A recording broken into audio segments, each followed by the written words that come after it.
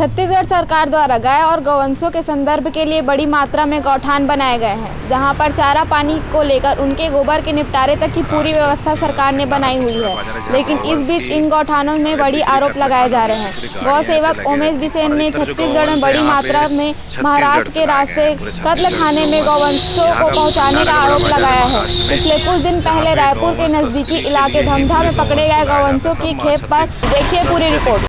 नमस्कार। छत्तीसगढ़ और आसपास के क्षेत्रों में बहुत ज़्यादा मात्रा में गौ तस्करी के तस्कर नजर आ रहे हैं और बहुत ज़्यादा मात्रा में गौ तस्करी हो रही है। हमारे साथ गौपुत्र उमेश बिसेन मौजूद है। आइए इनसे पूरी बातें जानते हैं कि गौ तस्करी का है क्या और हो कैसे रहा है। गौवंश तस्करी पैदल और गाड़ियों से, छोटी गाड़ी बड़ी गाड़ियों से एक सिंडिकेट, एक माफिया या कह सकते गुंडा राज गौ तस्करी में चल रहा है।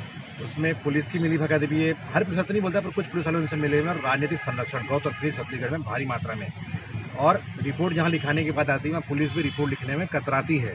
और गौवंश पकड़ाने के बाद भी जब जहाँ पे कार्यकर्ता सक्षम नहीं होता वहाँ पे गौ तस्करी गौवंश को जाने दिया जाता है। जहाँ पे कार्यकर्ता सक्षम होता है वहाँ लड़ के कम से गौवंश रुक जाता है। उसके बाद भी पुलिस गौ सेवकों पे केस बनाने का प्रयास करती है, ना कि गौ तस्करों पे।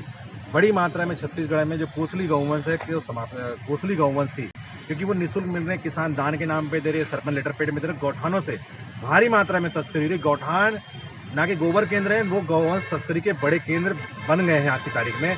और सबसे आसानी से गौवंश तस्करी गौठानों से हो रही है।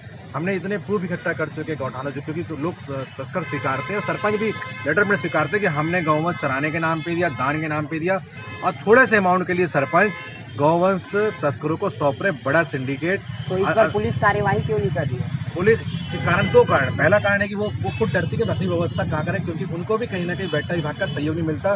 वेटनरी विभाग के बहुत सारे अधिकारी तस्करों से मिले हुए हैं, वो सहयोग पुलिस को करते नहीं है, क्योंकि सही बात है, पुलिस अगर पकड़ती है तो पुलिस को रखने की व्यवस्था नहीं करा पाती। दूसरी चीज़, पुलिस के बहुत सारे अफसर क्या है, थोड़े से पैसों के लिए बिक गए, वो तस्करी में सहयोग करते हैं, रास्ता बताते हैं, रास्ता क्लियर करते हैं, चाहे गाड़ियों में हो या पैदल में हो। और जब गौ सेवा पकड़ने का प्रयास, गौ सेवक कानूनी दर बता के उनको डर बताया जाता है, नहीं तो आपके नाम से जुड़ोगे। और गौ सेवक चूंकि गाँव का व्यक्ति होता है, वो डरता है काम पुलिस वालों से। गौ तस्करी में छत्तीसगढ़ की स्थिति क्या है?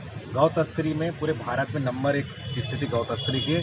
जो कोसलिया सड़कों पर या गौठानों में दिख जाता है, कुछ सालों बाद हमें सिर्फ मूर्ति पूजा के लिए गौवंश भी नहीं बच पाएंगे, स्थिति हो।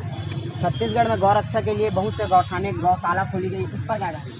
गौशालाएं जो खोली 120 गौशाला, वहाँ पर्याप्त तस्करी गौवंश रखी गई, उससे ज़्यादा रख नहीं सकते। गौठान जो है वो सबसे आसानी से मिलने वाले केंद्र बन चुके हैं। जो सरकार की जो योजना है गौ गरुआ की, वो गौठाने में आके लिपापोती चल रही है। जिस प्रकार उमेश बिसेन ने सरकार और पुलिस पर आरोप लगाया है कि गौ तस्करी में उनका भी हाथ है और वे छोटी मोटी रकम के लिए गौ तस्करी जैसा एक बड़ा उल्लंघन कर रहे हैं और एक कानून को तोड़ रहे हैं,